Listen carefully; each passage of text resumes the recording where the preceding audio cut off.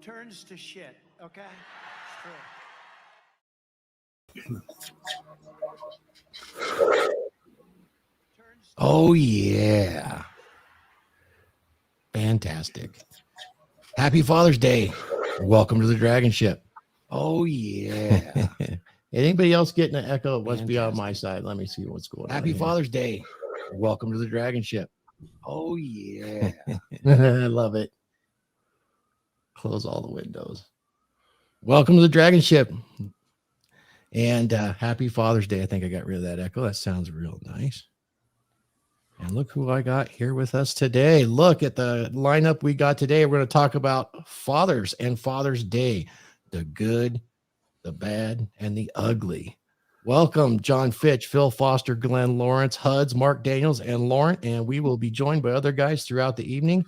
And we're going to tell some stories, the good, the bad, and the ugly of fathers, why they're important, the good, the bad, the ugly. And I'm going to enjoy reading a little bit about some unusual facts about fathers. So as we get started, I'm going to give everybody a chance to introduce themselves and tell me what you're up to and where we can find you.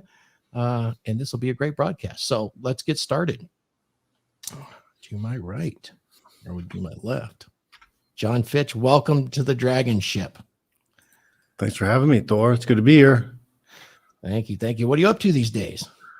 I just wrapped up my new Fitch Smash Strength program. It's going to be up on Gumroad.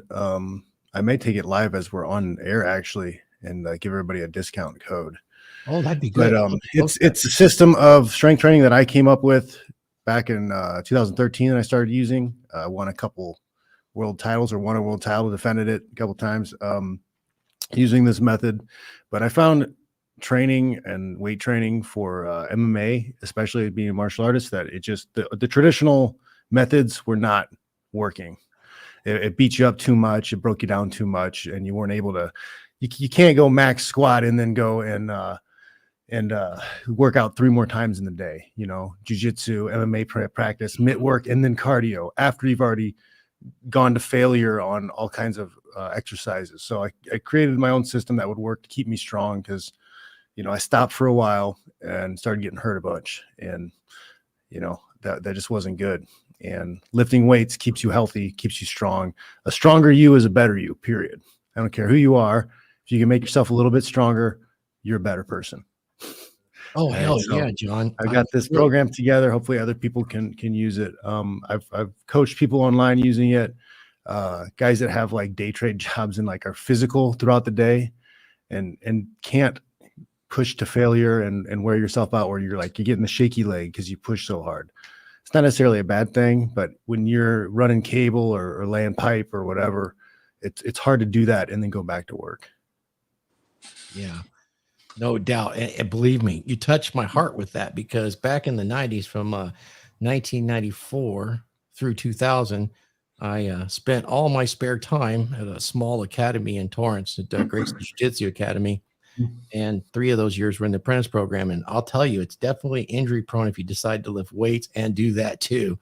And it's just so much stress. Even if you're doing everything perfectly right, it's still, you're just adding so much stress to your body that something's going to break down. Yeah. Yeah. That's fascinating. I'm really pleased to hear you come up with something like that. I have a lot of guys that I've met that start out in jiu-jitsu, but they want to keep doing the weight training. And it does tend to get these guys get injury prone, because they go right back to that 5x5 while they're, you know, training 3 or 4 days a week. And on Saturdays they're rolling in the morning for 4 hours, you know? Yep. And then try to work in your cardio too. That's why a lot of guys gas out all the time. They don't want to do their cardio after they've had a day like that. Yeah. Well, good. We'll have to talk about that more. I like that. That's really good. I wish you a lot of success in that, because I think it's really needed. Phil Foster, how you doing? You're looking pretty jacked, I would say, you know, getting semi-meaty. I am so envious, man. I haven't been in the gym in months, but soon. Yeah, man. You've been doing all right. Happy Father's Day to all you guys in here. If you guys can hear me okay. Thank you. And it's just been going at it, man. Selling the supplements, the training programs, you know, with the app through philfosterfitness.com, and just crushing life, man, on all fronts. Oh, it's good, man. How you doing with Phil Foster Fitness? You all booked up? Yeah, we're doing pretty good. It's still slow and steady growth, but at least it's in the positive direction. It's not going in the other direction. And so it's, once again, my brand has just been started in the last, year, that particular brand right there. And so it's, developmental phases and stuff like that and working out the kinks. But the good news is that it is definitely starting to take off. A lot of my clients are being super, super successful with it. I mean, we're averaging anywhere from 1.5 to 2.5 pounds a week. Because most of the guys I'm working with, through the app that I've developed, the big one is weight loss and strength gain. So I'm kind of recomping these guys, and a few guys are, they're trying to put some size on. And so the good thing with the app is if you want to be a strong man, or if you're powerlifting, or if you're just trying to get, toned in shape, or just trying to get jacked for summer, or whatever it is, we can design whatever you want. I love it. No, you're really, I've known you for a while now, and you really walk, you walk the walk, not just talk the talk. I mean, you can see it in your traps right now, and you're no spring chicken. So, just like me, you're doing well, man. And wife's doing good too. I know she's a competitive bodybuilder. So yeah. Everybody's doing real good. Girlfriend's doing real good. She's a competitive bodybuilder. Everybody's doing good, man. Nice. Thanks, Phil. Mark Daniels, Mark's Inspiration. If you haven't yet, all these guys have fantastic YouTubes. Go check them out there. And on Instagram, Mark Daniels, how you doing today? How you guys doing? I was having a little technical difficulties there. I guess everything's working okay now. Yeah, I'm glad to be here. You can check me out on YouTube or Instagram and Mark's Inspiration. I've had 10 kids. One of them was adopted. I raised 6 by myself for 10 years, 5 boys and a girl. And 3 of them are boxing now because I was an amateur boxer and professional boxer. And I'll go along with what John said. I remember in my 20s, I would run in the morning, cut wood all day, and go to the gym at night. And it's just too much. I mean, I was sick half the time. And the boxing coach would tell me, you don't need to come here every day. But I was in that mindset of you got to do more. So I didn't fight as much as a lot of guys because I was hurt a lot. And then later on through the years, I learned just to go to the gym 3 days a week, and then light workout, maybe a little shadow boxing a couple days. But it's this grind, or telling you that you're going to grind every day, is not necessarily true. Your body needs time to rest. Very important. So I'm glad to be here on this Father's Day. My kids wish me a happy Father's Day and got me this cool card. So they got it last week because they didn't think they could keep their mouth shut long enough, so they give it to me early.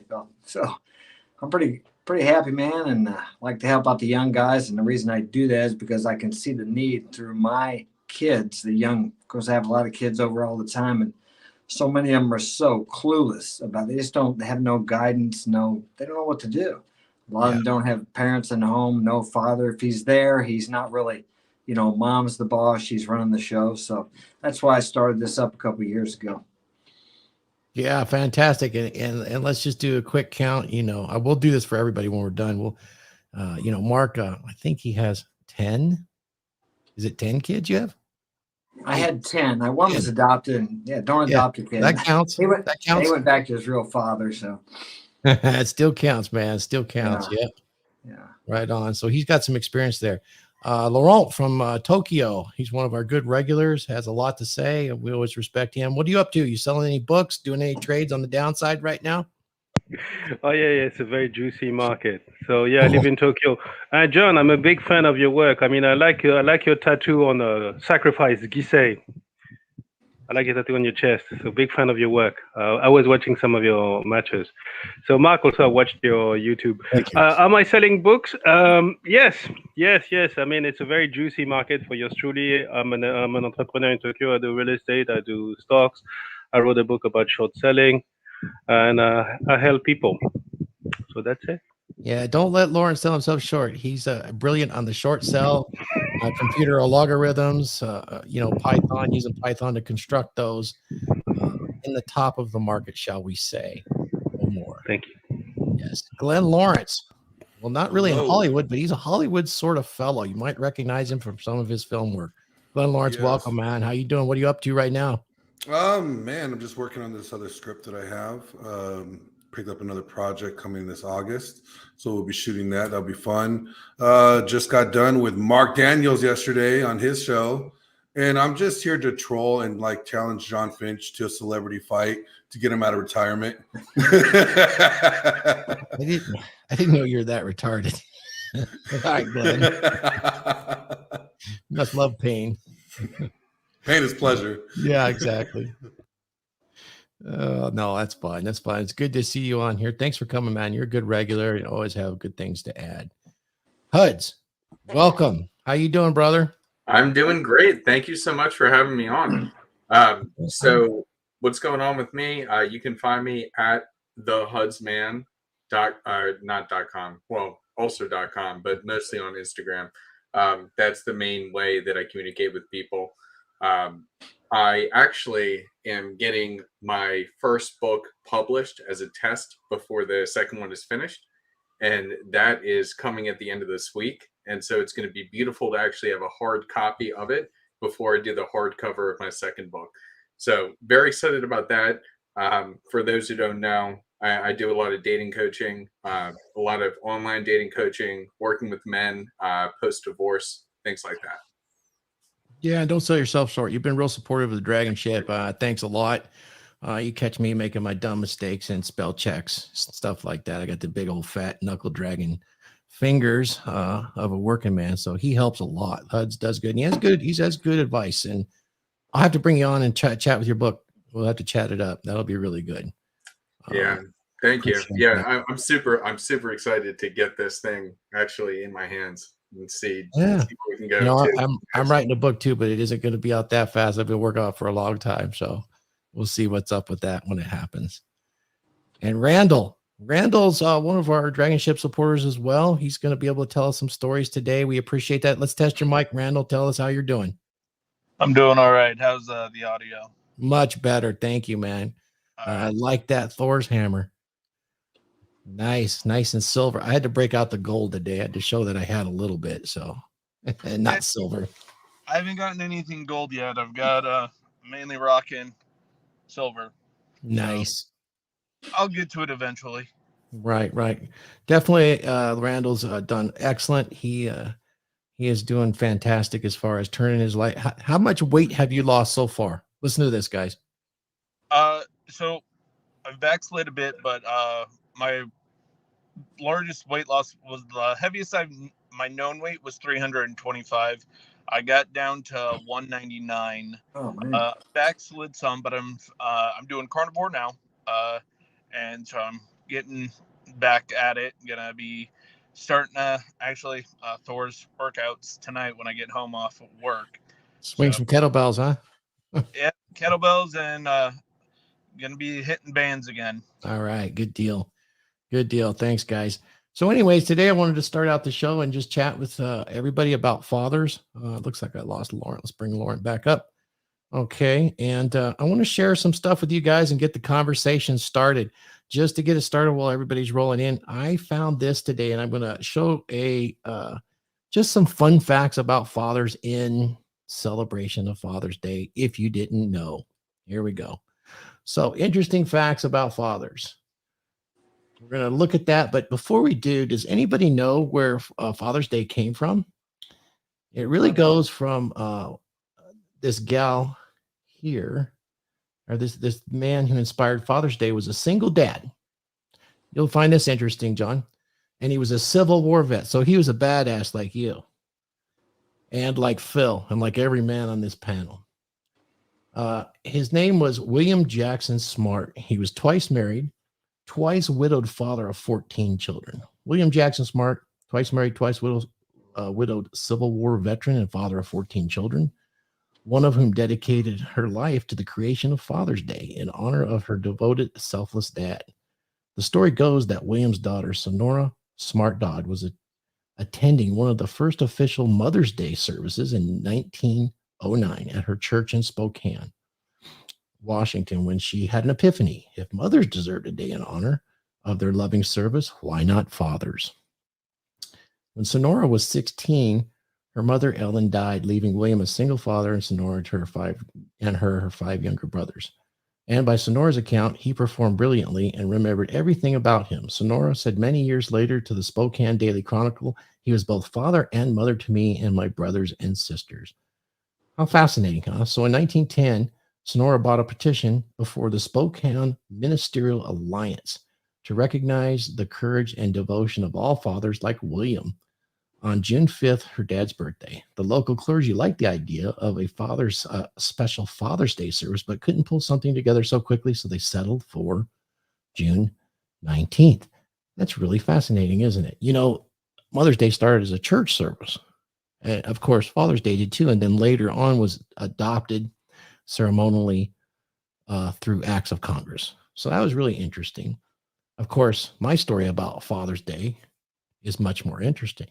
See, if you take the word, you know, father, and if you just stretch your imagination,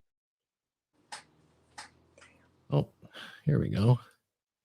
If you pretend just a little bit, if you look right here, and you say the word fa, F-A, and then Thor, and you pronounce it, you get father. So there you go. It's about Thor, fa Thor, right? It's like a father, but way cooler. And at least that's the way the story goes in Thor's mind. Of course, that's not exactly true. The root word father comes from the word Fedor, which is an Old Norse Germanic word that was later moved into English. But I like my story better. It has something to do with Thor, right? The protector of all men. At least for now, right? So let's go over here and look at some facts. Okay.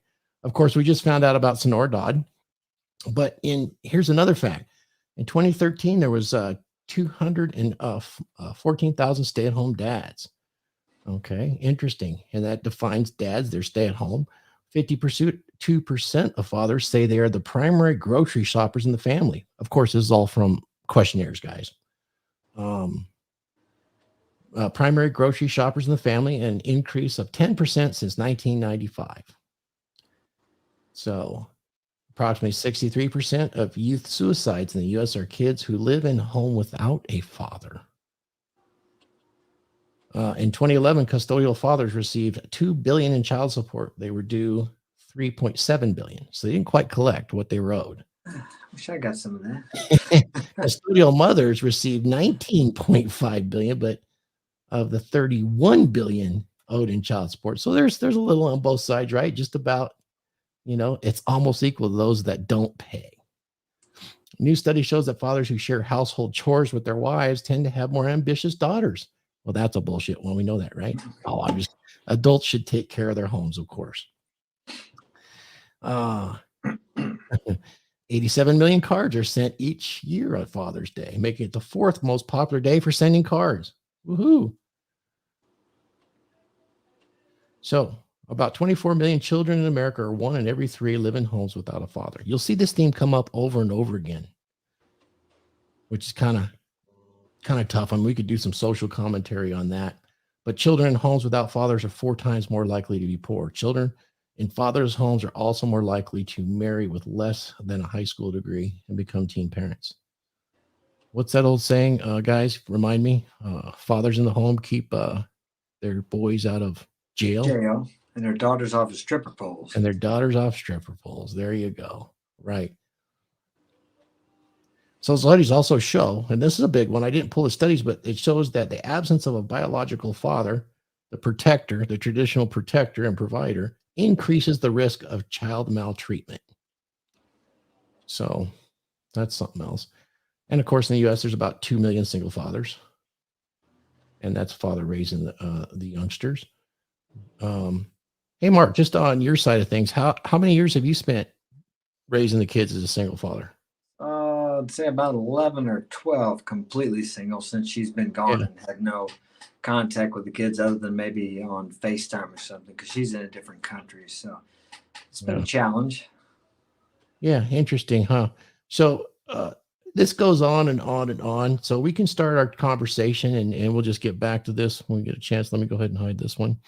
What do you guys think about some of those stats and especially today? And I think that here's my theory on this.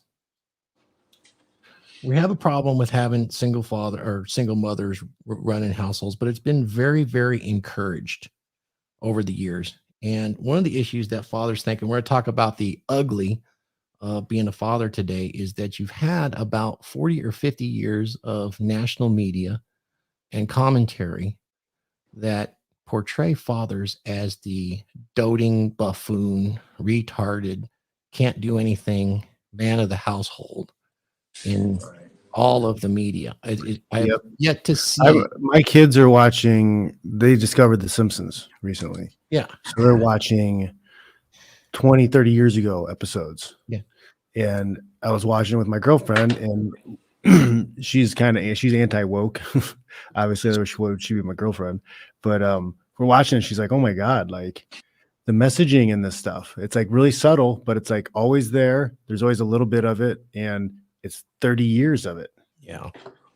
Yeah. I think some of the men that came before us were a little bit over the top with their wokeism or their need to be communitarian. And I'll tell you, as soon as we had the 60s come along, we got hormonal birth control. There was a huge push to kind of define fathers in the home as something less, almost like it was done on purpose, and it's continued ever since. And you can see it.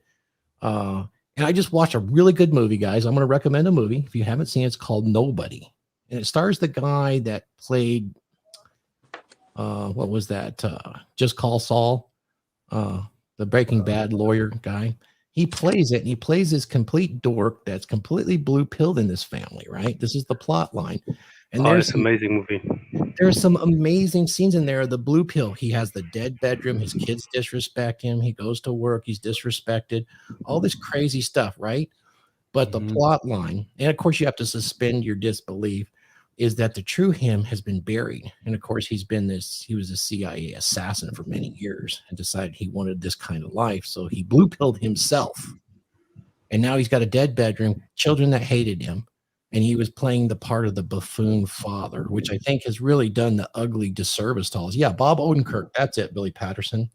And it's a fun movie to watch because it's classic. It's been done a couple times, but the interesting thing about the movie, as soon as he became the vicious killer again, Mama got the hots and hornies for him again. Yeah, what and a surprise. Had respect. And I kind of appreciated that part of the story, even though you had to suspend your disbelief a little bit. But anyways, go check it out. But it's a twist on what's happened, on how fathers have been portrayed so many times in the media, which is kind of the ugly disservice to us. And I'll tell you what, fathers aren't like that at all. They're critical to teaching us how to behave, especially as boys, and they give and they set a vital standard for girls. Anybody that has a daughter understands this because I've seen it in my own life. I have 4 children, and my youngest is 32 years old, and she has 2 daughters, and I can see how she mate selected was very interesting. She dated with intention right from square one when she went to college. When she was out of college, she ended up married, and she actually had very good selection criteria, and she actually married a Chad. I mean, when I say she married a Chad, I actually mean it. His name is effing Chad. My daughter married a Chad, literally. So I'm kind of proud of her. 2 of the children that I raised were stepchildren, which we can talk about too. That's a big risk, right? And we tell guys not to date single moms from the era that I came from. When I was abandoned with 2 small children, my goal when I dated was to find another mother, literally, because I believe they needed it to be raised properly. And I was right. And so a lot of my screening process was around that. And I actually had a difficult time dating women without children because I already had children. That's actually a big, big deal. That's John, I imagine you faced it, and so has Mark if you have children. I think maybe it's a little better today than it was in my day. But what do you think, Mark, on that? I think it scares them. I know the last girl I dated, she was afraid to come here and especially because of my daughter, because little girls, if you have daughters, they're jealous. She's 15. She's jealous. She doesn't like anybody that I want to go out or that I go out with or that I want to go out with. I mean, because that's just, she wants dad all to herself, and she makes a joke about it. I don't want you going out with anybody. Now the boys, they don't care. They think it's cool, but yeah, it's they're afraid of, because the women, as you know, they want to be accepted more so than men do. They're more relationship orientated. So if they step into with a man that has a family, a pre-existing family with kids, it's real. There's a lot of fear there for them. Mm-hmm. Yeah, there Yeah. is. I I noticed don't that think as too. men, I don't think because I've had a stepkid, and as I said, I adopted him. I didn't have that fear because I don't think we're as concerned as men about the acceptance of the kids as women are. At least that's just my take on it. Well, I'll tell you a story. I mean, I got those kids when one of them had just turned 3, and one of them I married her after a year and a half of dating. You know, the first 6 months non-exclusive, and then after 8 months, we set a date, and that's when I became exclusive with her. But when I got those kids, you know, it was a 3-year-old and a 5-year-old, and when they turned 18, the boy, when he turned 18, Blake, he wanted to legally change his name to my last name. That was his desire, and he did it himself. And the daughter followed suit, even though she got married 6 years later and changed her name, but she followed suit legally. It became her goal too to change their name to my last name. That made me feel pretty freaking good. Yeah, I got a that's card one from of that daughter today that called me the rock star of the family. So that was pretty nice too. What a sweetie. So anyway, John, how old are your children? And Phil, then we'll talk with you about They the are 8 and 10 right now. Just finished the Perfect. second, 4th grade. They're doing awesome, man. They're starting to get big. They're starting to listen, can clean up after themselves. It's a cool time right now to be a dad. You know, it is. That's a great age too. I got a story We're about about ready to start competing in jiu-jitsu too. boys and girls. Boys. Boys. 2 Oh, boys. I got a story. Do your boys ever fight? They get after it a little bit, but nothing too crazy. I try to really foster the idea that, you know, this is your best teammate. This is your number one guy that you're ever going to have in your life. You'll never have somebody that is going to be there for you more. Nobody you're going to be able to trust any more than this guy right here. Okay, remember that. I try to get that through into their head. You know, it's like, it's you guys versus everybody else. Quit fighting with each other. This is stupid. You're only holding each other back. So, you know, I hope they catch that messaging, because I'll be honest with you, man, when they're 16 and 18, I may not be able to stop them. Typically, You know, you can't, but they're athletic, they're big. You If can. they're training jujitsu, they've been training jujitsu since they were little. Like, if I don't get them on, you know, it's like owning like a pit bull or a crazy attack dog. Like, I got a 125-pound big dog, you know, and it's like that too. Like, you gotta be on them. You gotta be on them. You gotta be drill sergeant a little bit. You got to give them some freedom, of course, but yeah. Yeah, that's you got to stay in shape, John. That's what you got to do. Yeah. You lead by example. I've learned that a long time ago through sports. Is like, you can run your mouth as much as you want, but, you know, being motivating is one thing, but like setting an example, that just makes your words mean a lot more. Those boys will be extremely loyal too. I've seen it in the children. They're going to stand up for dad. Even if you can't stop them, you have them here for sure. You know, I'll tell you a story about what happened to me, and we'll just call my father Odin at this point. And I was about the age of your boys. And I have a brother that's 2 years younger than me, very much like your boys, right? And at that time, we lived in a really small house. And I'll tell you this story. And this one sticks with me hard because it showed his character. Me and my brother would fight. His name's Arn, and we would fight sometimes, just squabble, and then someone would do something like some snide, just smile like, "I got you," and it would just drive the other one crazy. You know, that's what kids do, right? Yep. So at that time, we got one shower. We have to shower. We're in the shower together, and who knows what the hell's going on, but at some point, my brother pulled out the Lysol, and it had a messed up spray ball, and he squirted it and hit me right in the face, right? He was mad at me because I had said something, and then I did the whole ha ha ha, you know, right? Oh, so I got mad, and I was in there tearing that bottle off. My dad comes around there, "Stop fighting! I'm gonna whoop your guy's ass." This and that, and what went on? He gets us out of that bathroom, sets us right there. My brother's crying, tears are running down his eyes, you know, and this and that. And he goes, "Okay, you sprayed Lysol on your brother's face. That's dangerous chemicals. How dare you do some bullshit like that? You know, you're going to get an ass whooping unless you apologize right now." My brother sniffled. He looked up. He says, "Look at him and apologize." My brother looked at me. He sniffled. He goes, "I'm sorry, Thor. that you're such a fucking asshole. And my dad started laughing. He started laughing so hard he hit the ground and he couldn't stop laughing. And it made my brother cry even more. And then at the end, he just kind of got us up and says, guys, don't do that anymore. And then he looks at my younger brother and goes, that's got to be the best apology I've ever heard in my entire life. Now you guys get your ass to bed. So, you know, he kind of got stumped by the whole thing too. But later on, my brother used to tease me about it and he would always do the apology. Sorry, brother, that you're an asshole. So that's kind of been a lifelong thing. So I guess I'm an asshole. So there you go. So that was a story between me and him right around that age, right around 8, 9. And he did a pretty damn good job. Unfortunately, he was a little blue pill. He held that family together for, 24 years, but almost identical to what happens when Attraction leaves. He unfortunately had to work a job that took him away from the family for months at a time. And mom just, bless her heart, she's a sweet woman, but she followed her programming. And eventually it had to lead somewhere else, which she regretted even to this day. And he's, of course, been passed for several years. But it went right down that programming where hypergamy sneaked in and she loved him, but wasn't in love with him anymore. Not enough to stick it out, but enough to raise the kids. So that was good. And I think that's when gray divorce really started hitting, in the 90s or 2000s. So yeah, I was growing up long gone, and then they both split and they both had more children. So I have more brothers. So there you go. Cool. Yeah, exactly. So what do you guys think about the way they portray us now? Phil, you're raising a daughter, right?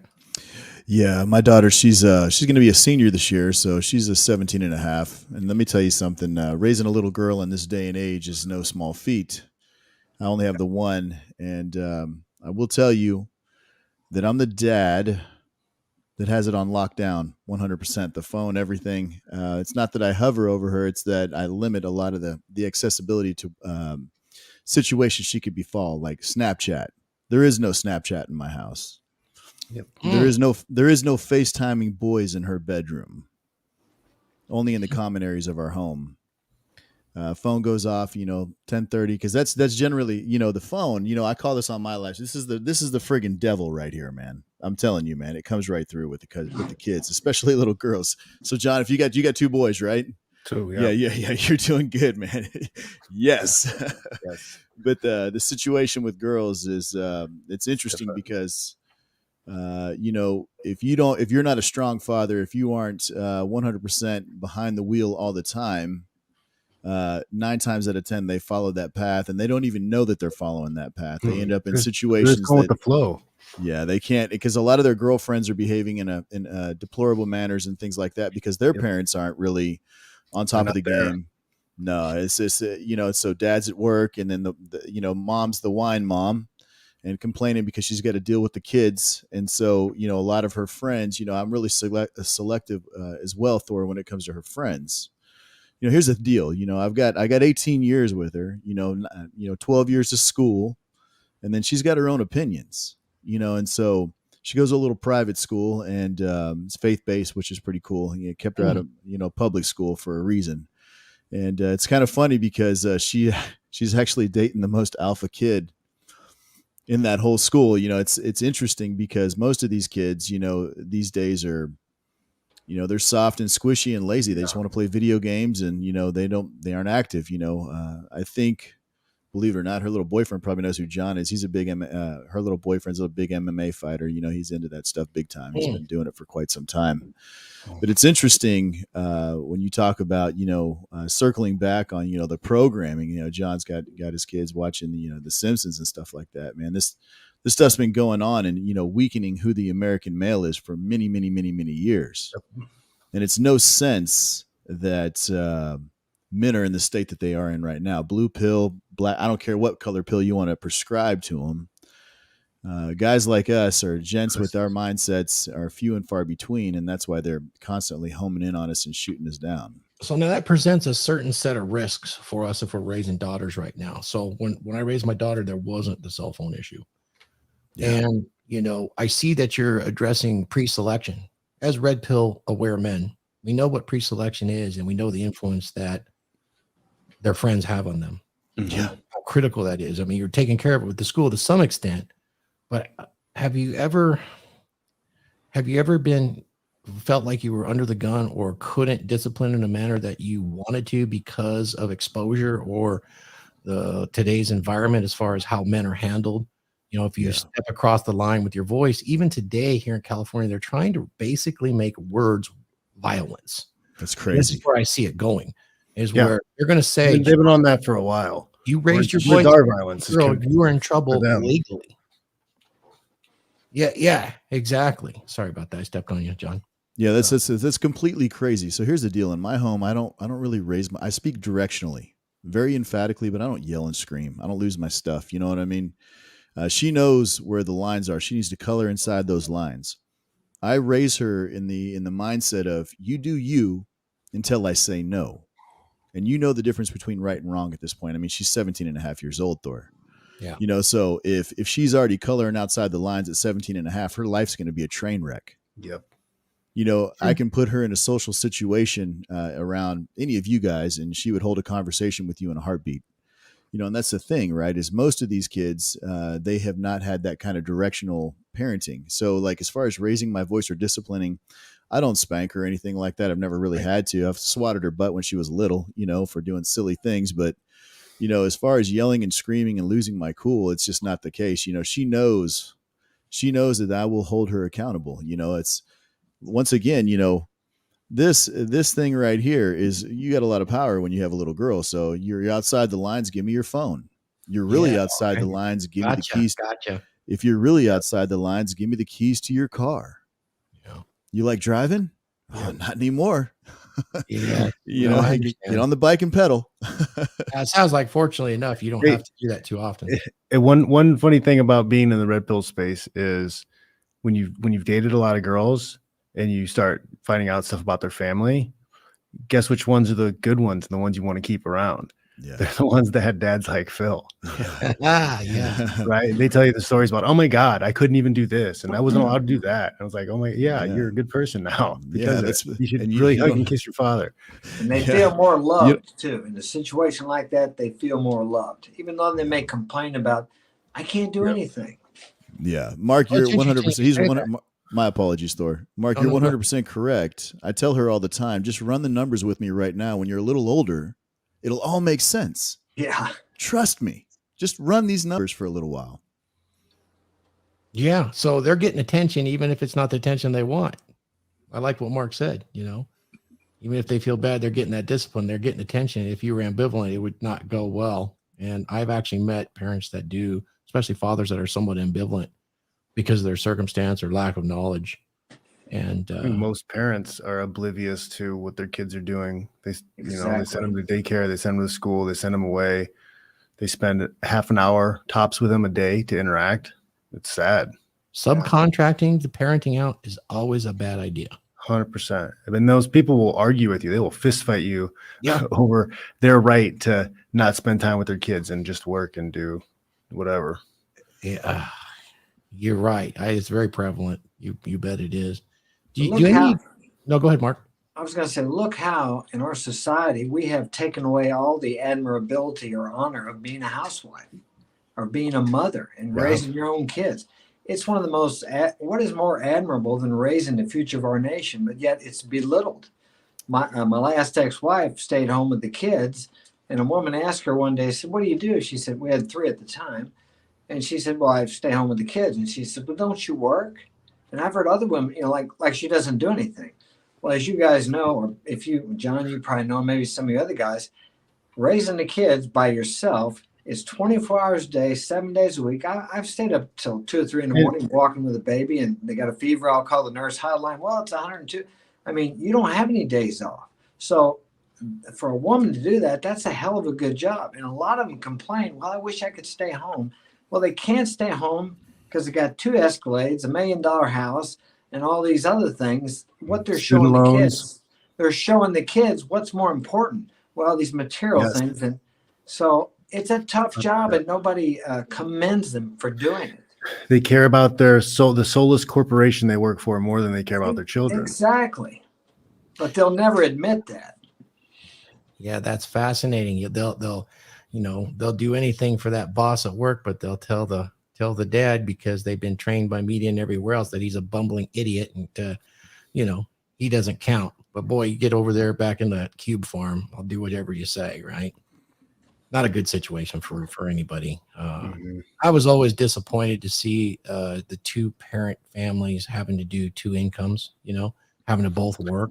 That did not happen in my family when I was growing up before they split. But what did happen is my father ran his own business, which was a hell of a thing because it taught me a lot and it gave me a skill.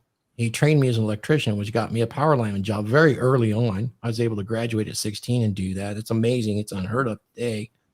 But it created a great environment for me. And he hired my mother to work in the business. Essentially, he hired her as a wife and as a secretary, literally. And that worked very good until he closed the business and went to work for a corporation and had to move and work a month at a time away from the family. So there you go. That's the optimal situation, I believe, is to have, like I have my boys working for me. I just started training my 15-year-old to do the secretarial work. And I get to spend a lot of time with my kids being self-employed because I'm not always out on the job, out on the field. So I think the solution to a lot of this is we need to downsize as a nation because when I was young, I don't know about you guys in my area, most everybody had a 2-bedroom house. The lawyers and the doctors had a little bigger house. But these kids nowadays are building these gigantic $3,000 to $5,000 homes just starting out after marriage. And as I said, they got the 2 Escalades, maybe the boat down at the lake. And they both got to work. That life. Yes. Lauren, I see you raising your hand. You got something you're itching to throw in here. Let's do it, buddy. Since we talk about money, this is the time where I can interject. Yeah, basically, we all train, we're conditioned to sell our souls, to prostitute, basically, sell our time, sell our souls at work it's always a one-way street. We must be loyal to the company, but the company has no loyalty towards us, which basically keeps us in the hamster wheel. So we make more money in a job that we hate to please people who don't even care about us and that we don't even like, and we buy toys we don't even need.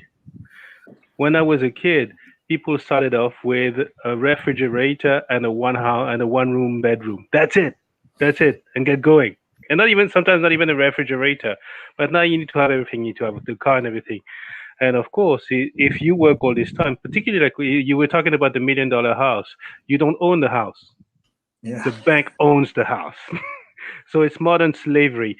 Jorge Amado, a Brazilian author, said that the best thing that the plantation master did was to suppress the way to keep the slaves employed was to take away the iron chains and put a plantation store.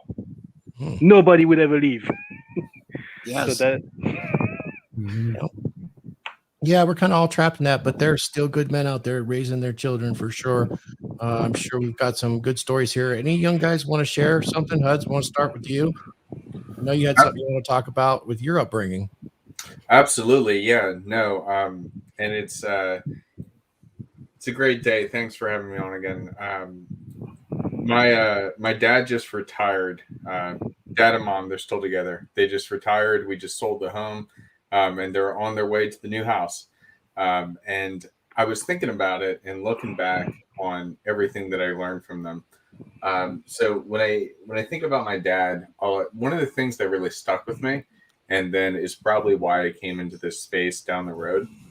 I noticed that whenever we would go out, he was always very charismatic, and he would always flirt with every waitress. He would always, and it didn't matter if it was in front of mom. He was always faithful. It was a very stable relationship, but he never let that piece of him die. And I think that that's something that a lot of guys tend to do when they get into relationships is they lose that edge. Mm-hmm.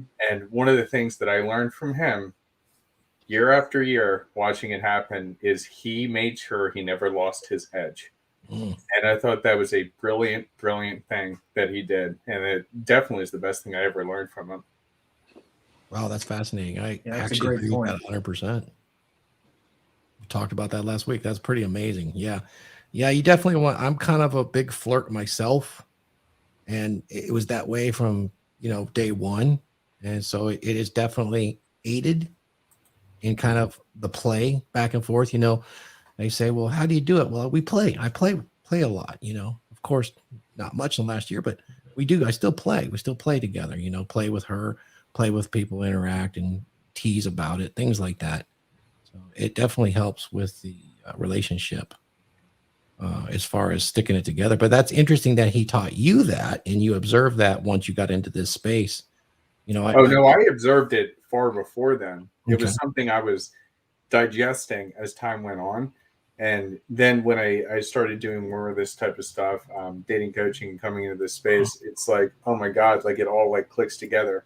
And I don't know whether he even knew what he was doing or if it was subconscious, but it's brilliant. Yeah, I bet we've all seen guys like that for sure. Yeah, I've had experience with a few naturals in my day. I didn't know what they were at the time. I was just like, why does this guy always know how to talk to girls? Why does he always have the best girls around him? And I didn't really start, like I kind of got a little bit red pilled before red pill was around. It was like back in 2000. I started living with this guy, and it's black dude, and he just had like not girls he dated, he had girlfriends, like multiples of girlfriends. They had no idea of each other, and it was like a small town. And you know, I remember once there was two of them were living in the same apartment complex, so he would like tell me ahead of time, call me and be like, hey man, I'm with you tonight. Okay. And then he would leave and I would pick him up and drop him off at the other apartment thing. And he'd go to his other girlfriend's place. And then if the one girlfriend would call me up or ask me questions, I was like, oh no, yeah, he was over at my place the other night. Like it was like masterful to watch this guy navigate because I was so blue pilled. I was like, oh, okay. And I started doing a little bit better with girls, but then that's when I met my ex-wife before I was fully aware. And then it wasn't until, you know, much later that I became fully aware. Yeah. Sure. It's a gift. It's a gift to be around a natural and just watch him move. Yep.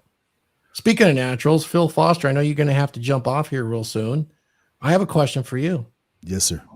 So being a natural and being red pill aware, Mm-hmm. you're raising a young woman, and I'm going to ask the other guys that have boys, how are you going to impart some of your red pill knowledge to be protective of her in the future so she's aware of her own nature? And then I'll ask the guys that have boys, how is their approach with their boys different? Because I'll tell you this, if I had young children, they would definitely be aware of what the nature is. My oldest son is very red pill, and he's also a natural. So he's the one that's a rock star, so a professional musician. So he kind of gets red pilled real easily. He got that way. But he very much understands. But I have sons that are not interested in it, and I wouldn't really approach this with my daughter at this point at all. You know, Yeah, it would just sound unflattering. well, you know what they say in the red pill community is like, oh, don't let women catch on, right? You know, it's the whole game and all this stuff. But what I've done with her is I've kind of peeled the layers back a little bit as her little boyfriend's tried his watered down version of game. I'm like, look, man, here's the deal. You know, this is what the communication standards need to be when you're dealing with men as you grow up in age. And this is what you need to look out for. Okay.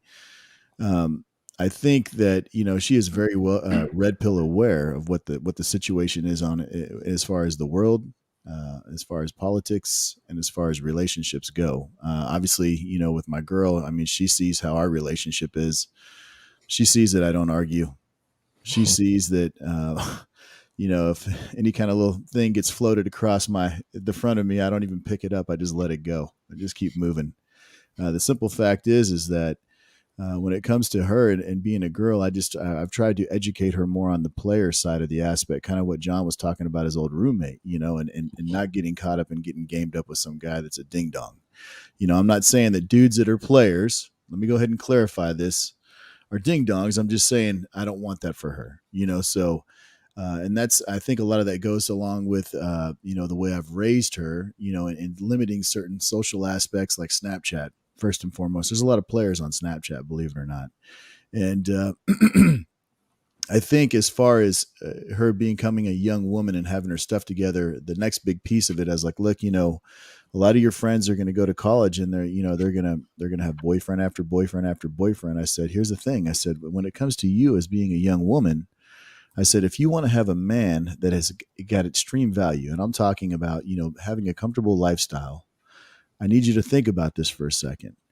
Do you think a man that has his stuff together is going to want to be with a woman that's had multiple partners? Exactly. I told her, I said, I just want you to consider that. I said, now a lot of your friends are going to go down this road of party girl and blowing it up. I said, why don't you choose the other road? It's a little bit harder. It's a little bit slower. I said, but you go and focus. She wants to be a nurse. Okay. So it's an occupation. I was like, okay, so here's the deal. You're going to go to college. You're going to get your nursing degree. I said, then start your life. I said, but in the meantime, hold your virtue close, as close as you possibly can. I said, because here's the deal. I said, you're going to end up in a situation with someone that is not going to treat you right because your value is going to be so low, because you're going to think so low of yourself for the things that you've done in your past. I said, you're going to go ahead and mark your mind is going to be I said it like this. I said, your mind will be marked with those experiences before you get married. I said, so save some of that virtue. Okay. And consider that, before you get married. Don't, go all the way. Don't do all the things that, most of your friends are going to be doing, especially in college. One way I've leveraged her on that is, that she's going to go to a local college right here. So she's going to live here at my house, which is really good. And I've had her hyper focused on school and the things that she wants to do. And, just keeping her 100% on track with that. I think as long as she's under my roof, I can kind of continue to guide her, because once again, she's got her own opinions formed now. Yeah. I think the biggest leverage piece for me was keeping her in the faith-based private school versus public school. Now, if you have your kids in public school and that's all you can do, that's all you can do. Work with what you got, but the simple fact is having her in the private school has limited a lot of the outside influences, so to speak. Now I've exposed her to those influences by, her friend groups and things like that. But the simple fact is having her in that private school has limited a lot of those outside influences that most kids in public school have, especially young girls. I mean, there's a lot of girlfriends that she has that are in public school that are, 15, 16 years old. They're already having sex. I think they already have opinions by that age, actually. So I apologize. I didn't hear you, Thor. I think they actually have their opinions quite formed by the time they're 15, 14 these days. Yeah. And so because of the phone, they're on it and they expose it, and they're quite mature even before that. Yeah. They're actually mature and they're thinking these things all the time. And to add that in there, they have quite an opinion set by that time. Yeah. In my experience with my daughter, the lights really came on about 12 and a half. Yes. That's when the lights really came on. Yep. You know what I mean? And it was like, okay, so this is a delicate time. And, but once again, I've leveraged her to kind of look out for the situations out there that are, that can cause her to go down a road that's going to diminish who she is. And I constantly preach this to her all the time. I'm constantly preaching this. I said, look here, I said, a man has to create and build his value. Okay. You need to retain your value, period. Yeah. That is your number one job, is to protect the value of who you are as a human being first and foremost. I said, because later down the road, if you take a bunch of experiences into a marriage, you're not going to have a meaningful relationship with that husband of yours. I said, number two, a guy that's got it together, and then he's smart enough to figure out, okay, this girl has had a lot of experiences. Maybe she's not the one for me. Because we all vet and filter, right? I mean, that's how we do it, and that's the thing. And sometimes there has to be hard discussions like that in your home, especially when it comes to girls. With boys, I mean, it's a lot different. Mm-hmm. But, when it comes to little girls, like young women and raising women in this day and age, I mean, it's crazy, man. It's wild. Yeah. A lot of influencing going on there. All I could say is I was not fully red pill, but I was at least 50% there with the daughter. And I had a great wife that was backing her and really put her on the path that she was going to college to find a rich husband. And that was the primary goal. It was not a career. And she had one boyfriend throughout that nearly entire time. And then at senior year, she met her husband. Yeah, there you go. And she's going to set the standard of your relationship, right? I mean, if you have a young daughter in your home or in your life and you're raising a young woman, the woman that you have around her If you're in this space, if you're watching the stream, more than 9 times out of 10, you're developing it, or you already are red pill aware. You are squared away, so to speak, or working towards getting squared away. The woman in your life who's orbiting you anyways in your life is already squared away as well, because you wouldn't tolerate anything less than, so your young daughter is going to definitely set a precedent to, okay, dad's into fitness, I'm into fitness. This is what a healthy relationship looks like. We aren't ashamed of, touching and sex or anything like that. We have all these open conversations about everything. Dad and mom are, beautiful people. They aren't ugly. They take care of themselves. You know what I mean? They have pride in who they are, and this is what a normal relationship looks like, and my parents were heavily involved in who I am and what I'm doing in my life. I think a lot of young girls, unfortunately, they don't have that. They got the wine mom. They're too busy, kind of like what John was saying. People are just too busy for their kids, and it's crazy. Well, why'd you even have the kids to begin with? It doesn't even make sense. It's because of a poor choice. Well, you end up with this kid. Now you're divorced 3 times and you got 4 baby daddies or whatever. You know what I mean? And that's a tragedy for the human race right there. And I appreciate your input. I know you're going to have to leave shortly. Got a couple other guys. I want to give them a shot at what they had to say. And then we can continue. I want to continue on this path about offering red pill awareness to your children. I'd like to do that, and then I'll comment on that. But before that, since we have some guys that are going to go pretty quick, Randall, you've been waiting. You wanted to share a story today? Yeah. This is more towards the men who are becoming more red pill aware. If they were like me, they grew up in a house with a single mother. So we didn't get to really choose our father figures as we grew up. And so they're like, well, it would have been great if I had a dad growing up. I would have loved to have these red pilled aware men around me to show me the way. But they use that as an excuse and a defense for where they are. And they're using that as an excuse to not progress. So it's one of the great things about, okay, you're now discovering this space. You have a lot of role models. There's 7 other men on this panel that I learned from easily. Choose a role model. Choose your father figure. Your father figure does not have to be your biological dad. There is no excuse for us as men anymore. There's other role models out there for us. We have to find, we have to choose them. It's going to take some work, but nothing easy is ever worth it. So get to work. Thanks, Randall. Really appreciate that. I know HUD's wanted to ask a quick question on the panel. And I know John's got to go after that too. So let's we'll go ahead and do that, and then we'll continue on and wrap up. All right. Beautiful. Thank you, Thor. I just wanted to ask this question because I'm moving forward in my relationship and I'm looking to have kids in the next few years. And so I just wanted to ask a lot of fathers here what your one best piece of advice would be when it comes to raising a child. I'll chime in. What was that again? The one best piece of advice that you can give to raising a child. Put in actual time with them, physical one-on-one time with them. Like, do it yourself. Don't find excuses. You don't have to go to every single brunch. You don't have to go out to eat 5 times a week. You don't have to be drunk 4 nights a week. You don't have to do that stuff.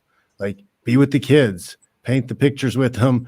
I would love to have the opportunity to homeschool my kids. If I could do everything the way I wanted to, I would be in a less expensive place. I would move away from where I'm at. I would be somewhere where it's less expensive. I would have, my gym and stuff, and I would homeschool the kids, and I would have them around me all the time. I would have them in music classes and dance classes and sports clubs, and that would be their socialization. I would pick groups of people and my friends with kids and make sure that it's a controlled environment of people I know always around, their kids always around. Kind of like how I grew up, It's really put in the time. Like, I know for a fact when I had times in my life when I could have chose to do something that was, not good, or something that would have taken me down a negative path, I always thought about my parents being there and them being around. It's like, when your parents are always there all the way up through high school, when you're out on your own, you still have like the ghost of your parents with you. And if your parents did a good job, you'll carry that ghost into your 30s. And that period between late teens and early 20s where most people fuck their lives up and set themselves back 10, 15 years, you will avoid that because you'll have the parents on your shoulders. Instead of it's not a devil and the angel, it's mom and dad. And if they weren't there for you, like that, I don't know. Fundamentally, if somebody doesn't love you enough to actually spend the time with you, oh, you mean we could have moved somewhere cheaper? We could have done this other thing the other time, and we would have spent time together. We could have raised chickens and goats and actually spent the time together.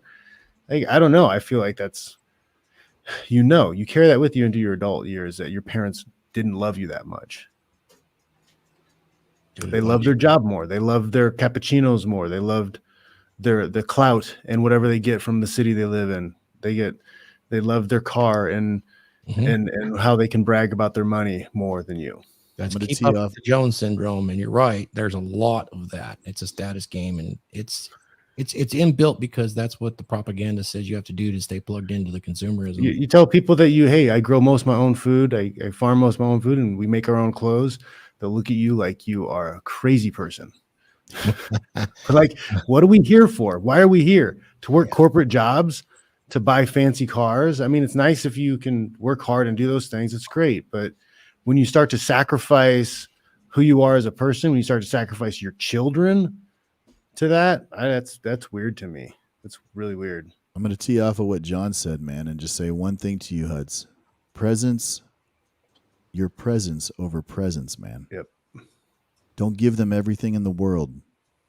Say no more than you say you say yes. That's what I did with my child, and the gratuity that comes from her, for the things that she does have it's massive. She's not spoiled. I mean, do we live comfortably because I work my tail off? Absolutely, sir. But she is grateful and has a lot of gratuity, and she recognizes, what has been done for her to have what she has. So your presence, man, over the presence you give them, over anything else, man. Yeah, and I'll just follow up on that and just say, like, look, no matter what society says or tells you, your kid is going to mirror you.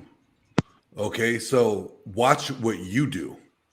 If you want your kid to be a good man or a good daughter, then you have to be that good man that your kid can mirror from, because they're going to mimic you. They're like monkeys. Okay, monkey see, monkey do.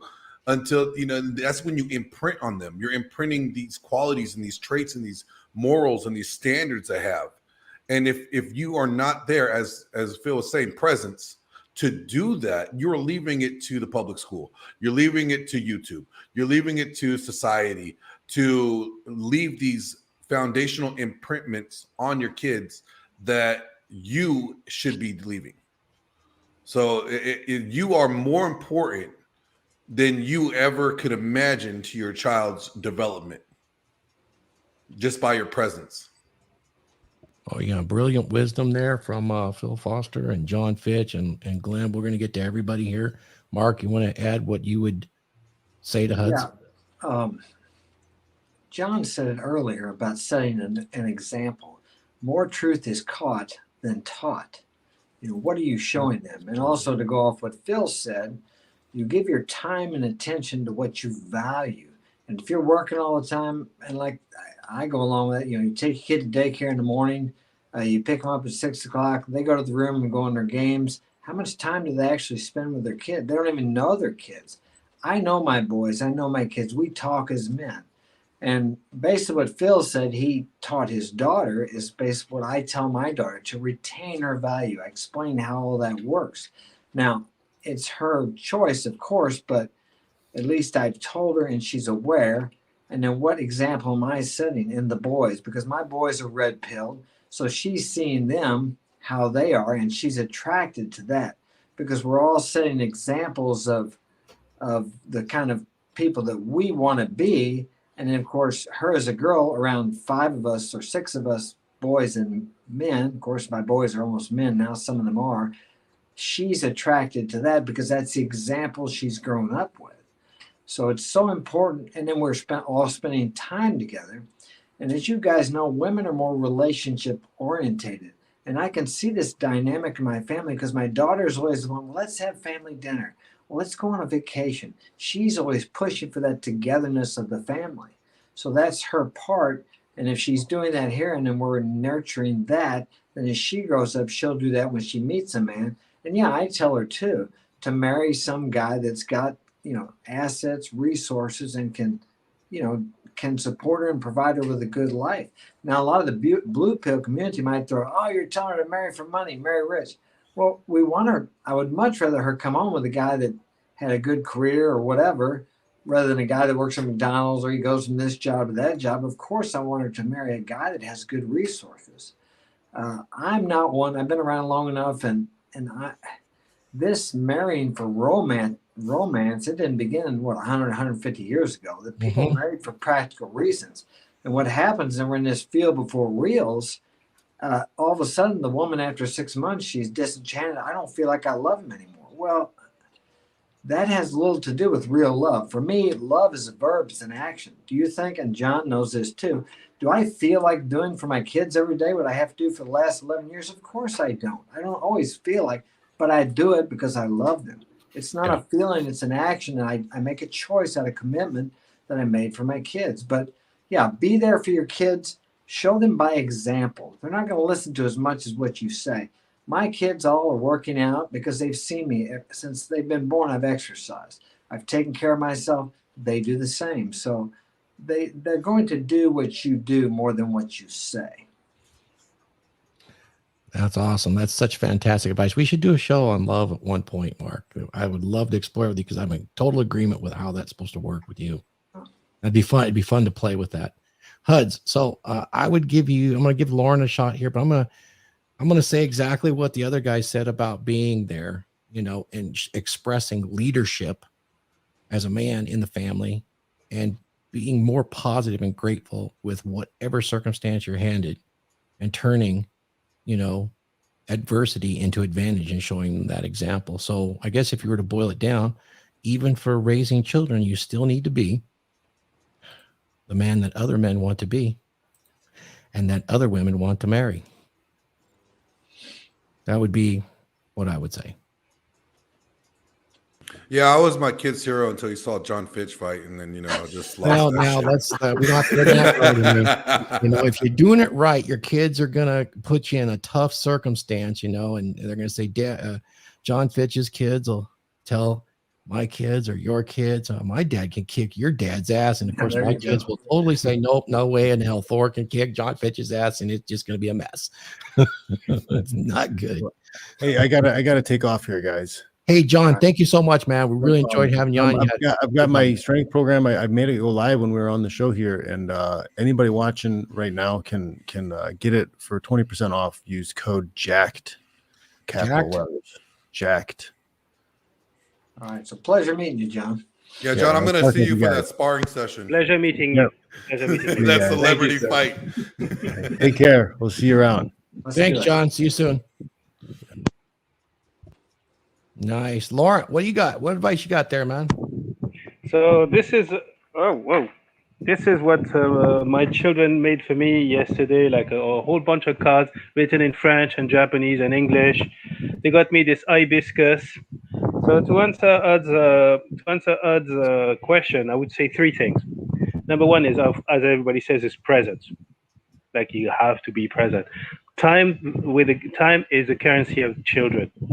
You spend time with them. I see a lot of parents who take their kids to the park and they're on their phone all the time. They don't pay attention. Like when you're with the kids, you're with the kids. And the iPhone has become the new pacifier for the kids. Lauren, lean forward. The fan is making it. Sorry, I'll cut off the fan. Then second thing I would say, the second thing is discipline. And how do you instill discipline with the kids? Like, for instance, the context that I give, my house is my dojo. So I had a difficult childhood because my father was handicapped and my mother was doing domestic abuse on an industrial scale. So I didn't have really a father figure. But around the age of 14, maybe a bit earlier, I had a friend who still I consider him as my older brother, and he was really a father figure. He took me to the dojo. We did windsurfing together, and he instilled me the values of the dojo. So to me, kids crave discipline.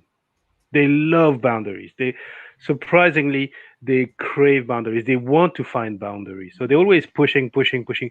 But when you're consistent, when you instill them discipline from a very young age, they actually love it. They love it. They gulp it up. So that's the second thing. And the third thing that I would do with children is listen. You see, a lot of parents talk, but they don't listen. And I learn as much about integrity from my kids that I learn more from my kids. For instance, the classic one is integrity. Integrity is you say what you do and you do what you say. That's the simple version of it. But then there's inner integrity. Are you aligned? Do you actually walk the walk? Because a lot of parents say do this, but they don't walk the walk. And kids are not stupid. Kids watch. They say, oh, Papa says this or Mama says this, but she doesn't do that or he doesn't do that, right? So you got to walk the walk. You show by example. And I've learned so much about integrity from learning from my children. So, and then once you are in integrity, it's much easier to discipline them. And then imparting them with values, they just naturally have them. They will naturally have them. And kids are sponges. For instance, at home we speak 2 or 3 languages, no problem. We switch from one to the next, no problem. And my son, for instance, like I teach him math. Now he's doing like middle school math. Like he's 6 years old. Everybody's learning 1 plus 2 plus. He's like, yeah, 1 plus square root of 5 divided by 2 is the golden ratio. But if you move it on a Fibonacci, and then he talks to the teacher at school. The teacher like, repeat that again. So they can learn much faster than you think, much faster. So I speak to my kids as if they were adults, and I get the respect for that, because they are actually a lot of values like integrity, discipline, and all this. They have it. I believe that integrity, we have it when we are kids because they rely on us. But then it's jaded over time. It's eroded because parents are out of integrity, or because this, or because of that, because we make excuses. And then all those values are eroded, and then we have to resharpen them again. So I talk to them exactly as if they were adults. You're free of your choices, but you're not free of the consequences. What's going to happen? And my son's like, kick ass. That's right. And they love it. Yeah, it's beautiful. It's beautiful. Hey, all right, that was my 2 cents. Yeah, I want to add on to that whole theme right there, and that HUD, what you got there was really good about being present. And I'll tell all the guys out there, they're doing the red pill thing, they're doing the dating shows, they're doing the relationship stuff. There's so much good value in the information that's available to you in the space we play in. One of the issues that guys have is once they really get good in this, they do well in their relationships, but they miss that point, especially guys coming up here about the children thing. We're telling the gals right now to save your purity. And really, if you want children, you're going to need to have them early on if you want success. Mm-hmm. Yes, you can have it after 30. You can, but here's the problem with it. 80% of her eggs are gone at 30, at 40, 90%. Geriatric pregnancy at 35. This has been fostered upon women unfairly because this is a problem.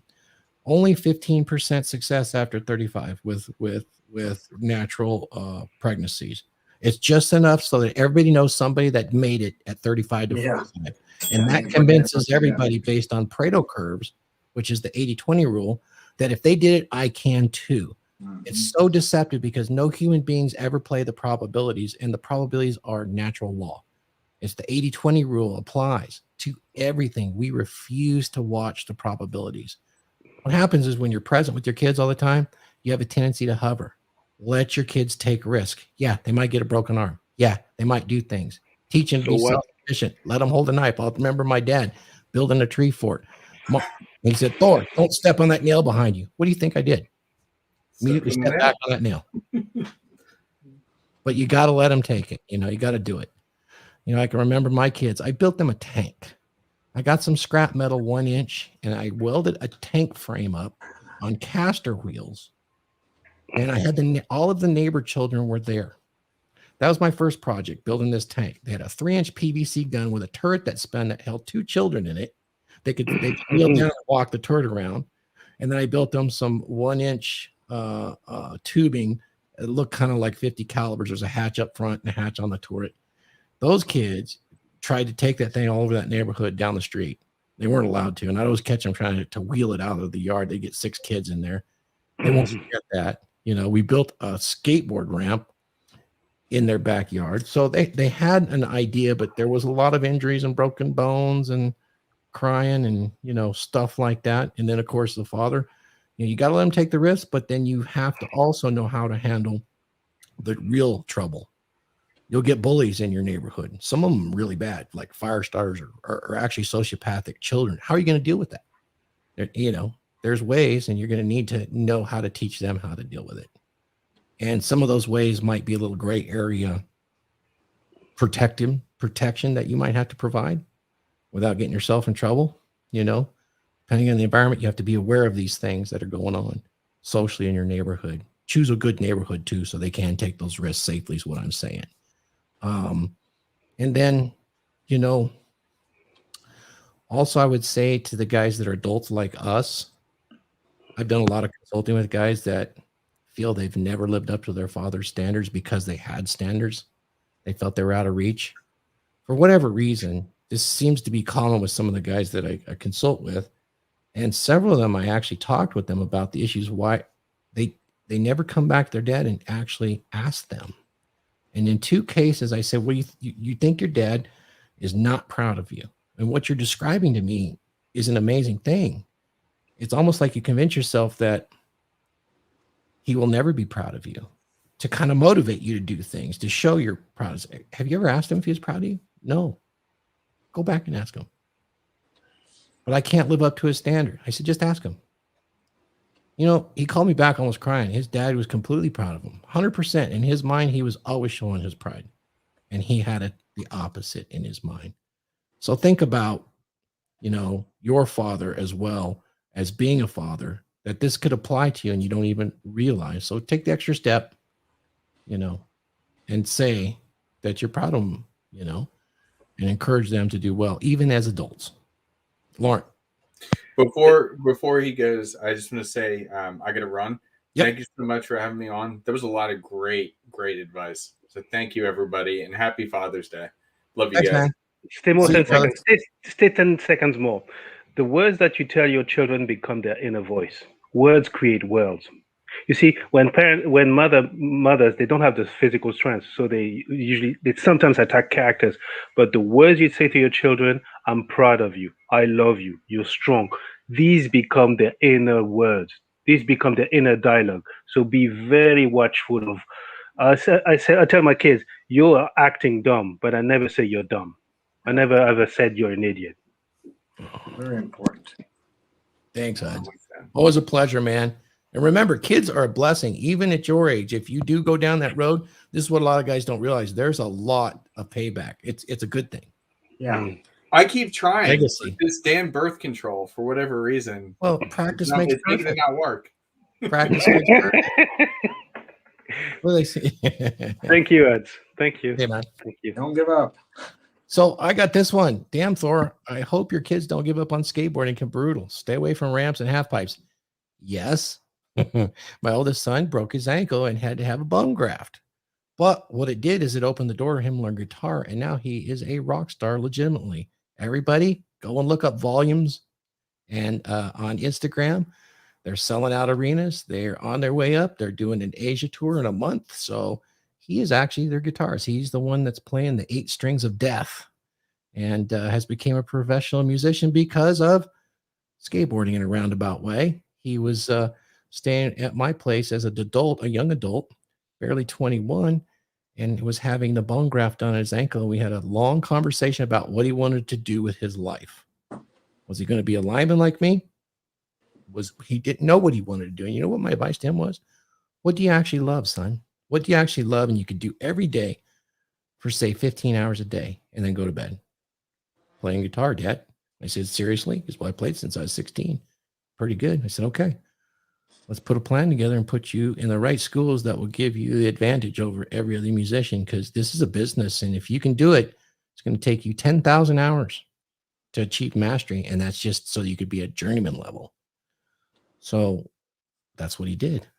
And spent the next 4 years going to MI Hollywood. And he's literally a rock star that writes music too. My opening music for this show was written for me to open this show by him, composed and performed completely by him. I was hoping he'd get a chance to come on today, but he was working some work. He texted me and said he wouldn't be able to, but one of these days we'll get him on and we'll pump up his work, because it's really good and people would really like to who like music could be really inspired by his work at this point. He's really starting to hit his prime. Anyway, that was kind of my thing. I had to just run off on a rant. Yeah, should be proud. It's cool. Yeah. So let's touch real quick, Mark. Let's touch real quick while we're closing this up. Do you think that getting your boys red pill aware was any different than your girls? Maybe yeah, I talk differently to the boys. I'm more, how do I say, explicit about things than what I would be with her as far as details. And a lot of it is the boys work with me, so we joke around and they'll talk about the girls they've been out with, the girls they've been with. So it's different in that way, that we can talk more like men. But with my daughter, I really more or less explain to her about her value, how to maintain it. And like one of the gentlemen said earlier, she has friends that are already in double-digit body count. And until I say you don't want to be like that, because and I encourage her to marry around 22 and to start having a family then, because that's her prime years in there. Don't wait till you get older. But as I said earlier, for her, it's good because her brothers are red pill aware, and I am too, of course. And so she picks up on the examples, and she is attracted to that type of man. And she knows the consequences if she, lowers her value or decides to do what her friends, or not her friends, but I'll say her classmates are doing, because they're really not her friends.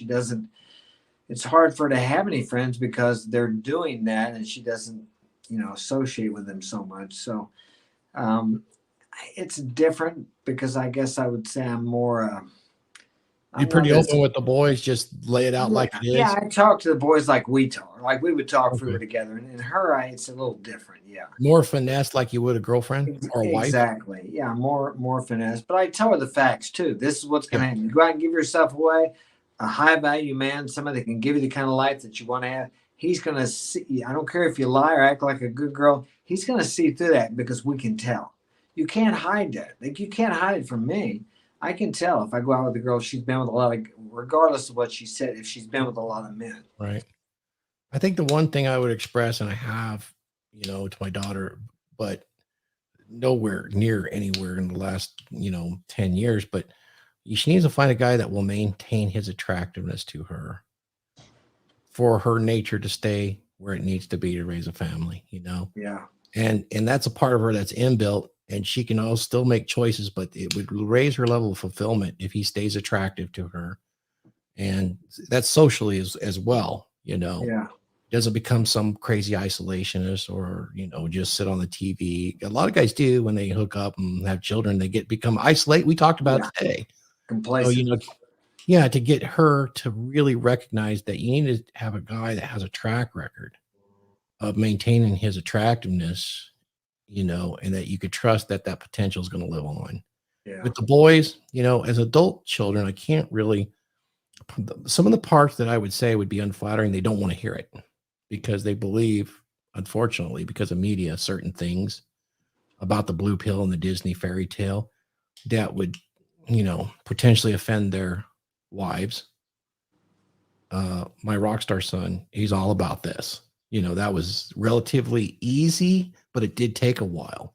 It wasn't just a daily, had to do examples, had to live examples, chat with him, had to put an investment with him as an adult to get him to take a look at seeing some things in a more red pill lens, because he was married once before, and it exactly went down like it does for most of them after a period of time.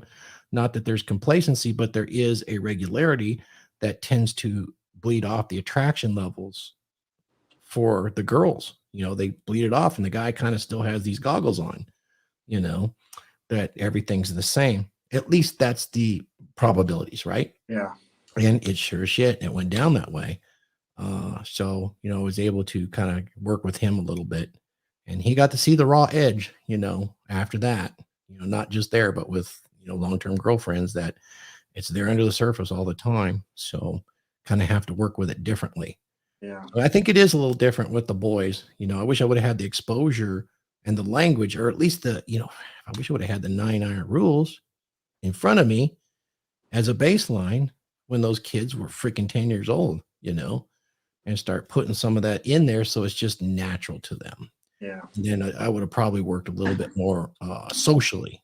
I would have probably used myself as an example socially with them, because believe it or not, the last thing I want to do after being social for 12 hours a day is come home, spend my time with them in a quality and circumstance, and then teach them social skills. That's a part that I would recommend too, is showing them how to have social skills. Mm-hmm. Fortunately, they did, but I think I would have focused on that a little bit too. I got to bail out of here. I got to go to a meeting. It's Right a on. pleasure being here with you guys. You too. We'll see you next time. All right. Take care. Right. Glenn, what do you think, man? We're going to wrap it up now. Yeah. I watched my dad struggle because he didn't have custody of 2 of his sons. And I guess, like, when I went through my divorce and everything, I understood my dad's struggle so much more. And I appreciated my dad as an adult so much more after going through it, what he went through, very similar situations. And I realized, like, when my dad told me, he's like, I don't know why I went through the crap that I went through with women, but now I know why I did, because I'm here to help you not go through the crap that I went with women.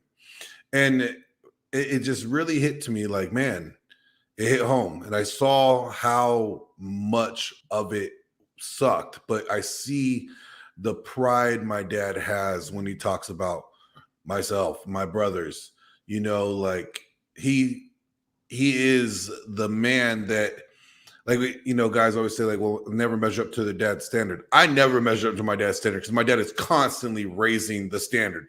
As soon as I think I got it, he raises it 10 levels up. He's like, nope, you could do that much better. And I hated it at first, but now I'm like, no, I love it, because of that, I'm constantly hungry. I'm constantly striving. You can't be complacent. You can't be, average to be successful. And it's something that he always instilled in me, is just, you got to work hard. And I was one of those kids that I didn't get I'm a proud of you type of thing till much later in life. And I had that conversation, like, yeah, do I bother you? Do I offend you, or am I embarrassment to you? And he's like, no, you have accomplished everything you've ever set your mind to. He goes, you're the farthest thing from an embarrassment. He's like, I just need you to get that drive in every area of your life. And it was like, oh, so he's just busting my ass to make me better. And I think a lot of kids today don't have dads that will bust their ass. And they think that when their dad's busting their ass, their dad doesn't like them, And I look at it as, if my dad didn't give a shit about me, he wouldn't say anything to me. He'd just let me do whatever I wanted. So for you guys out there that are listening, and your dad's like always pushing you, that he's pushing you because he actually gives a damn. Nobody's going to waste their energy in trying to correct you and make you better if they don't care. If they didn't care, they would just be like, do whatever you want to do. Don't care, And I think men need to realize, like, when your dads are pushing you, that's a beautiful thing, because that shows your dad's invested in you. That shows your dad loves you. That shows that your dad cares that much about you, that he would rather offend you and push you to become better than let you become average in a status quo. Yeah. Good points there. Good points. Yep. And someday you'll be a father too. Oh, I'm already a father. I have 2. Let's tell me too. How old? I have one's going to be 15 in October and one's 18 in February. Boys or girls? 1 boy, 1 girl. Perfect, man. Yeah. You gotta love it. That's really nice. Yeah. It's a little difficult because they live with their mothers, and it is what it is. I do the best that I can when I'm given, the opportunity. Right now they're both in their age where they're at. So I just kind of let them come to me. I don't try to. You kind of have to at a certain point. Yeah, it's just like, you know what? When they have a problem, or when they're ready to hear what Dad has to say, they'll come to me and hear what Dad has to say. And here's something else I realized about fathers and mothers too: is you do your best when they're out on their own and they're an adult. They will make their own choices regardless of how you raise them, and those choices will have consequences. And as a parent, you have to realize that they will have those consequences regardless of what you've done. It doesn't really matter. And I've seen parents, and I've counseled and I've coached people that have come into me with their relationships, blaming themselves for actions that adult children have taken. And yet they essentially did a damn good job. You cannot do that. Things happen. People make choices. They live their lives. You just give them the base operating system that they add on top of their firmware. From there, bugs, viruses, things get in there. They make those choices. So let's have some fun real quick with the list that we were just at. You guys know how old the oldest father in record was having a child? Anybody? It was in Charlie Chaplin. Charlie Chaplin, 72. That's a good guess. It's Ramajit Ragat from India in 2010, 96 years old. And he's got his 52-year-old wife pregnant via IVF. Probably an East Indian doctor and probably more than one wife, I would imagine. I'm sorry. I just wouldn't want to have a kid that old. We're both in diapers at that point. You guys realize that the father contributes more of the genetic material to the children than the mother? That's scientific fact. Yep. The father also determines the sex. Yep. You know that father seahorses are the only male animals to become pregnant. Essentially, they suck in the eggs and keep them in a pouch. Yep. Contrary to what YouTube would have you believe. The only mammal, and we're mammals. So there you go. Or not mammals, animals. Sorry, and we're animals. The father with the most children from one woman. I don't know if I believe this, but we'll have fun with it anyway. Oh, that's easy. Genghis Khan. Well, yeah. No, I want to say it's the Duggards. Is it the Duggards? Like the guy that had that show. Well, this one was on record. Father with the most children in one woman in recorded history was Fedor Valdesiev. Yeah. And his wife recorded 69 children in the 1700s. Damn. Thor sounds like you. You must have been getting busy as much as you are. It says a bunch of them didn't survive. Hey, man, one for every year, right? I guess. Yeah, that's about the frequency. Interesting. Scientific studies have shown that fathers are involved with their kids, along with their mothers, have better health, drink less alcohol, and have lower substance abuse. That's because they teach them the discipline. We just talked about that. So they also talk about there is something when fathers, when their mate is pregnant, experience a decrease in testosterone. It's called Kovad syndrome, which is called sympathy pregnancy. And the theory behind it is to induce some kind of a nesting response so that he's more care, gives more care to the pregnant mate. This happens in other animals too. Interesting. Didn't quite know that. Fathers over the age of 40 are significantly less likely to have sons. Interesting. Now, if you smoked as a father, it looks like there is chromosomal damage that can be passed on to a fetus from your sperm because it damages the sperm. Interesting. 40% of children of divorce haven't seen their father in 1 year. Whoa, that's rough, man.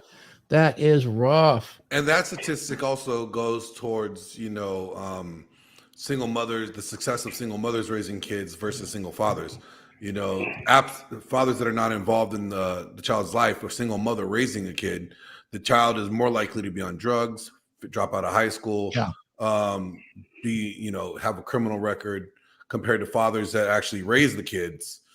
single fathers have a higher success at raising good, law-abiding citizens, that are successful, that have college degrees. And that goes to discipline and standards. Yeah, it is. This is interesting. You guys ever see, a father roughhousing with his kids, wrestling and rolling around, and mom, stop it, right? Here's a scientific study that says wrestling and roughhousing with a father helps shape both a female and a male's child's brain to help them manage emotion and develop a balance between thinking and physical action. Kind of like the wild animals where they're playing roughhouse with the little cubs, right? Well, it's also a good thing correlation to where, the modern men now lack the capability of understanding violence. That's why they go from one extreme to the other. And I wonder if that would correlate to fathers not wrestling with their kids, not showing them the restraint in violence, and roughhousing and stuff. Yes, that's great.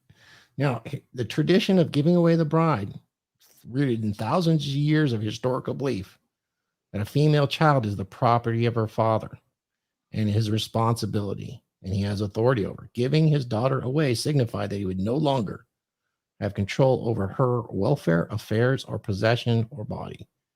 And that was her husband's to take on the responsibility.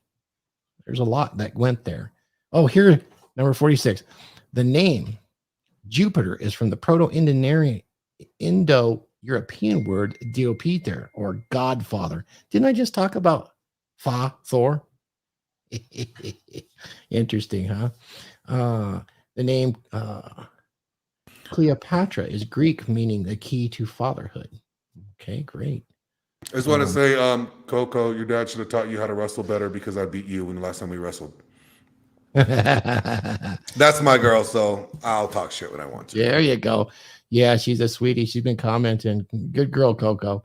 A patrophile is a child who has more affection for the father than the mother. It's funny that you mentioned that. Like when my son was young, like everything was dad. Like everything was dad. And it was funny when he would go to school and they'd talk about something. He'd be like, my friends run fast, my dad, but my dad, everything was my dad. And it was great to see how much I imprinted on him. Yeah. That it was there. And everything was my dad. It was like, no, dad was the standard. It was not like what mom said. Not negating or dismissing what mom said, but dad was the standard. Everything was, what'd you do yesterday? Well, me and my dad did this. That's a good thing. It was a great thing. And I think most young men don't have that relationship with their fathers. You know what's really interesting? Now that you mentioned that, I just heard that recently from a couple of folks in our space that are young, and it's happened. Kevin Sable, his dad. I met his dad. His dad's a cool dude, and he's always doing that. And then who else does that I met just recently, and you can see it on her channel all the time, and that's Torsha. Yeah, she has a great dad too. Very interesting thoughts on that. Now, here's another fact. A woman named Halsey Taylor, or a man named Halsey Taylor, invented the drinking fountain as a tribute to his father, who thought of it after his father contracted typhoid fever from drinking from a public water supply fountain in 1896. Did that so, I guess that's how typhoid, it's contracted through the water supply. Fewer Americans today are celebrating Father's Day because more children are likely growing up without fathers. At least that's what this says. That was kind of fun. Anyway, those are fun facts we can wrap up on. Lawrence, got any closing thoughts? I'm super grateful to be a father, and my mission is to raise my kids, to teach them the code, to be better human beings. It's funny because when the first words that my daughter uttered were "Papa Kirai," which in Japanese means "I hate my father," and for 3 years I stood with that. Like for 3 years, this is the only thing that came out of her mouth, and now Papa and daughter are inseparable. Like absolutely inseparable. Like the daughter loves her father. and she really looks for validation. So it's interesting because I'll play game. I play great game with the kids. Like I shower them with love so much so that it's like Star Wars. They probably hear like I love you, I love you. They're like, yeah, yeah, I know, Papa, I know, and they hear that. But as soon as they do something that is out of pocket, I withdraw my love. I withdraw my attention. I withdraw my presence. I don't have to say anything. I put my hands behind my back, 2 steps back, and they're like, and I call it the oh doctrine. My son looks at it like, oh. And then, quiet in the house. And Yeah. I'm grateful to my wife now. She said, hey, come and discipline your kids. Yep. Before I used to shout and scream and so on and so forth. I realized that when I shout and scream, it's the kid in me who's fighting other kids. It doesn't work. It doesn't work. So I bring out the adult in me. I step back, calm down, calm down. And then I discipline them, but at the end of it, I always tell them I love you. Always. So it's the punishment or the discipline is about the action, but it's wrapped up in a context of love, unconditional love. Yeah, and play with those children. Be physical. Look what Coco says. Her dad used to wrestle and play with her and her. This super important. And a lot of men are afraid to do that these days because of visual. These crazies that tell us what we should and shouldn't do with our Don't children. worry, You have we to. we do BJJ. We do BJJ. Yes. Baby jujitsu. Baby jujitsu. You know what? I did that with my sons. Absolutely, man. You know, I got a story about that. My oldest son, I taught him probably to about a blue belt level. I mean, I only made purple myself, but you know, he had a kid at the junior high that punched him and he choked him out. He put him in a rear naked choke. But my son got much more trouble because he did the chicken flop on the ground, but he never struck him, never left a mark on his body. My son had a little bruise right here, but he was never picked on or threatened again the rest of the time he was in school. BJJ is an amazing thing. I even saw a video once of a girl who was attacked by a young man and she devastated him with jiu-jitsu. It's available on the internet. Girl beats this guy with Brazilian jiu-jitsu. I mean, and he's bigger than her, and she wipes him out with some skilled grappling and mounts him. It's pretty darn amazing. The meaning we give to BJJ here is baby jiu-jitsu. So I even did it in front of the kids and in front of the cops, and the cops were watching this and they're like, and they were laughing. Everybody was laughing, like woo! And I called my kids like Borio Kumusume, like when they hit me, and then even the police, they watch this, they laugh. Everybody is laughing, but a lot of roughhousing is good. They love it. They love it. They love the play, and I love to play with them. That's good. That's good. And I take them to the dojo. I want to take my son to the Kyokushin dojo, but for now, both of them go to Aikido. And I want to take at least the son to Kyokushin, but it's very violent. So the kid is like, I'll think about it. All right, Coco. So Glenn, my dad, is there? That's an inside joke. Daddy thing? Daddy? No, I am daddy. She knows me as daddy. I ain't your father. I'm your daddy. I'm teaching you. I'm teasing you. No, but that's an inside joke because she's making fun of my son. Because my son's always my dad. But she knows me as daddy. All of our girls do, you know. And speaking of the girls, they're we're very fortunate, man. You know, definitely say hi to your lovely wife on Father's Day, Laurent, from Thor and Missy, and to Coco. You know, we definitely wish you guys well, and maybe we'll do a little Brazilian jiu-jitsu, you know, throw your hooks in there. Yeah. Oh yeah. That rear naked. Maybe a little knee on stomach. That probably will show your love, you know. Side control for sure. Oh yeah. Or maybe just full mount. I like the full mount with the legs up. Yeah, well, how about back mount with all 3 hooks in? Oh yeah. Thank you, Coco. Yeah, that's one of my favoriits right there. No tapping allowed. No, you take it all. Yeah. All right, guys. So, well, I'm going to wrap it up. I'm going to go ahead and just close it out quickly for everybody that's watching. I just released today on my website, Become Durable. We just had the DragonShip Mastermind. Come check it out. We did one heck of a lecture. I chopped it up today. I think it's one of the best ever. I've called it. It's part of the Mastery of Oneself series, and this is the 5th part. It comes right after long-term principles of long-term relationships. This one is the cure to a sexless relationship, advanced dread game. And I'll tell you this, since 2014, I have used these, and I disclose where I compiled this from. It's a lot of the names you've heard of, but I compiled it into a single lecture, and that lecture goes over 2 hours, and it gives you an actual defined plan.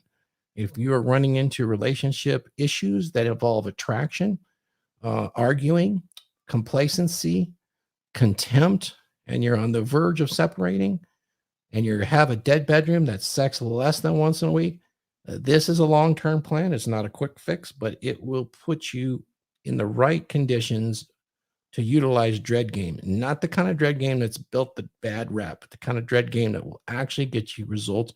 And I guarantee at the end of it, you will get more sex. Guaranteed. So check it out. It's available at becomedurable.com as a download for purchase. And you guys have fun with it, because it's super valuable knowledge if you get yourself in those circumstances in a relationship. With that, guys, anybody have any last thoughts? No, sir. Just want to say happy Father's Day to both of you gentlemen. Hope you guys enjoy the rest of your evening. I'm going to go eat. Happy Father's Day. Skull. Happy Father's Day. Joyeuse fête des pères. Yes, yes, Merci, yes. おめでとうございます。